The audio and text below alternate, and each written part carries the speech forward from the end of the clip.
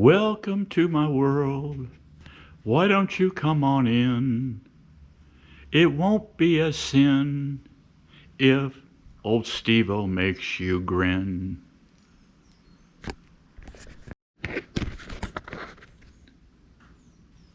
Okay, guys, what's old Steve-O cooking here today? Yeah, he's cooking up something, you know.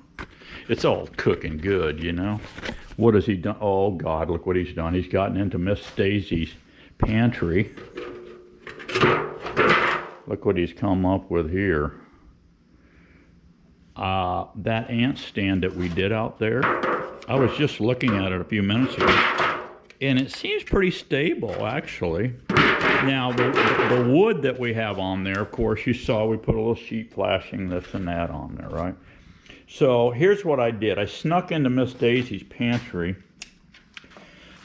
This thing's going on top of a concrete block. Envision a 16-inch concrete block on here, okay? See, this is going, your block is running this way, 16-inch block. And you're going to put these on there. These little moat reservoirs. And this was a little quickie tricky here. These pans that I stole from Miss Daisy, I'm going to set this contraption up on each end of that block. These happen to be 9.5 by, it looks like 9.5 by 7 on the outside lip here of this thing. And you'll notice that this puppy is 3 inches deep. Well, we don't want that much depth. So what Steve-O did was cut this puppy down right here. And what I ended up with is about a 1 3/4 lip here. 1 3/4 lip. And I just cut it with a pair of shears, right? So you can set your brick in here. And you could, if you're really chintzy, cut this brick in half with a brick hammer, you know, chip it around and break it. Because half of this brick would be God's plenty on there. But I've got plenty of these bricks, so instead of me beating and banging, I'm just going to set this puppy on here. And then for a hat, we can just leave this thing full height. This thing happens to be, this thing here happens to be 14 by 10 with about a 3-inch lip on it. But so if you put this hat on here, like so, then you can set your concrete block, set this thing on your concrete block. Now you've got a rain hat here. You've got a rain hat here. Put one timber on here and one timber on here. So that's the way we're going to go with this, okay? What you think? You got plenty of room in here for oil. Use motor oil in here for this moat.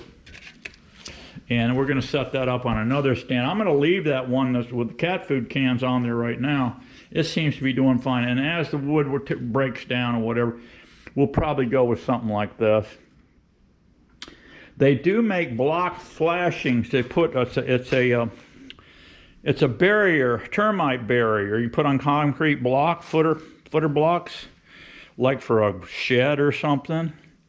Those would make probably good pans for these ant-proof beehive stands. We got work to do, guys, out back. Let's get out here, get the suit on, get the monkey suit on, get out back here and get in some bees here.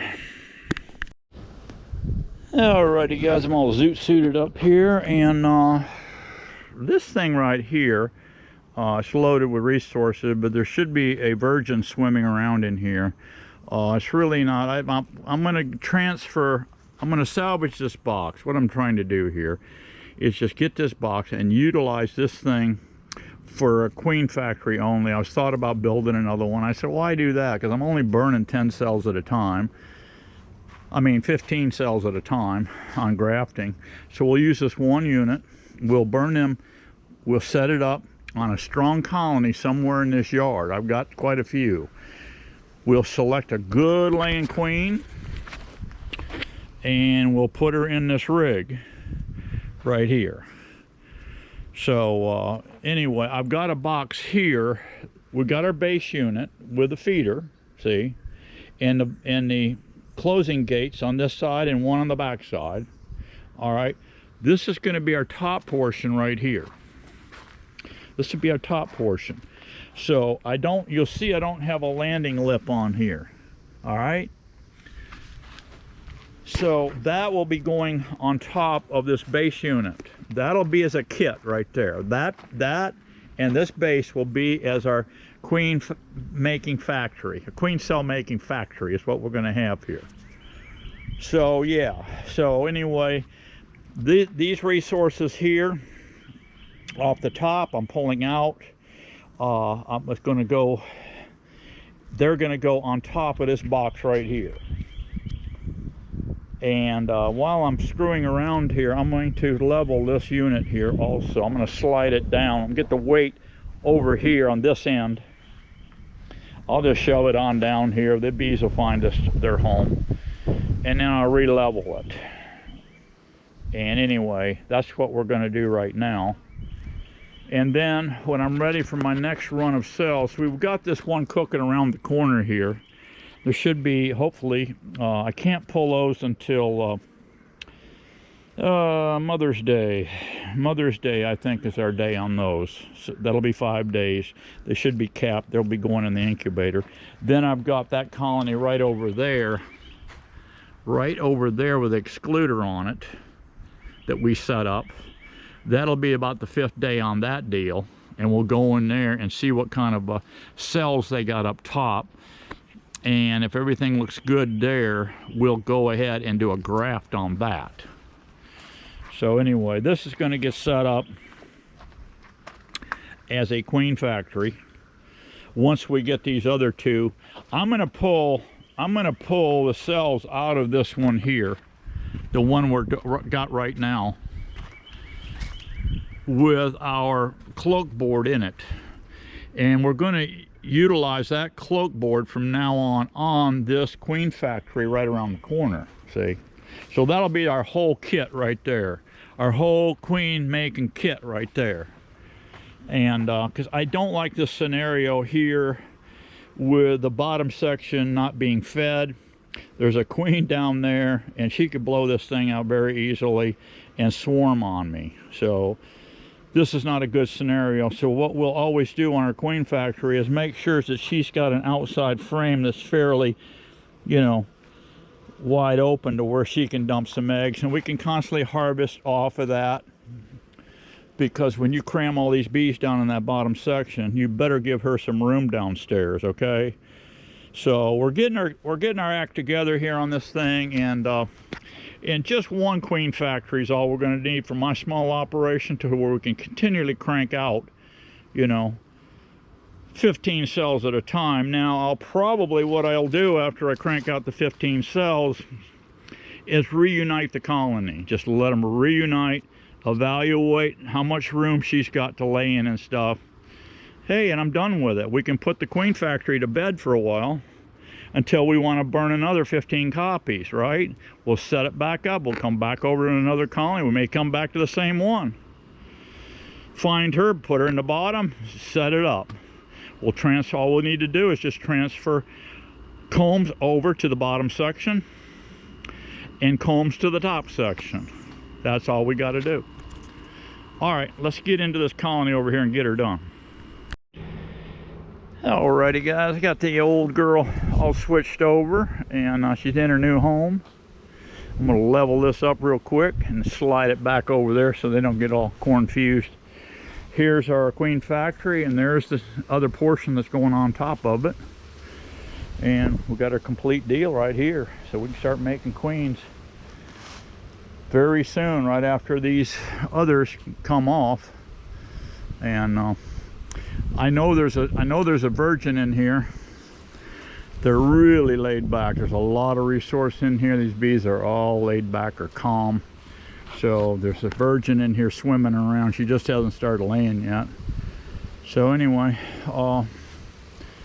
that takes care of that deal, and we'll be set up here to make as many queens as we need to do as summer goes along here. All right guys, what I'm going to do here, I don't think I I don't think I glued this on, but if I did, I did. It's going to come off. So when I plug this hole, flip this over to make our bees transfer to this hole here, we'll have our cloak board in. When they transfer to here, there won't be any. See, I removed this landing on this one, so there will be nothing in the way. They can march straight up and come straight into that hole. There will not be any confusion on that, transferring from one hole to the next. So I give you a little heads up on that. Okay guys, you'll run across this from time to time. You're pulling out one frame out of your hive, and you get this scenario here. That's all busted out. All right, so here's what you want to do with that. Find you another frame.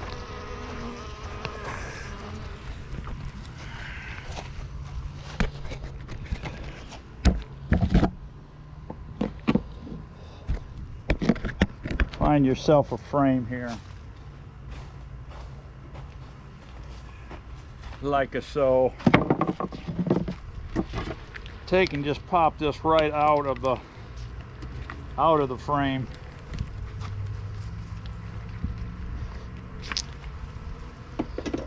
Keep your orientation right.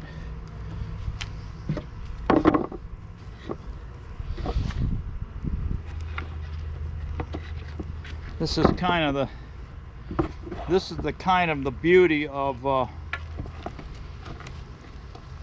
plasticell.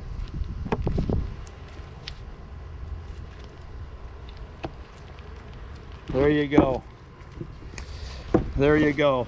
Granted, I got some fingerprints here, right? But now you've got a workable frame. You can just shove this in a hive. I went in here to check. I knew I had this one in there the other day that was broke out. You can see here. Actually, this frame is workable. I just got to clean the slot out and glue it and nail it back together. We can pop another plasticell in this frame and put it right back in service. Yes, sir. Okay, something you can do with a broken frame.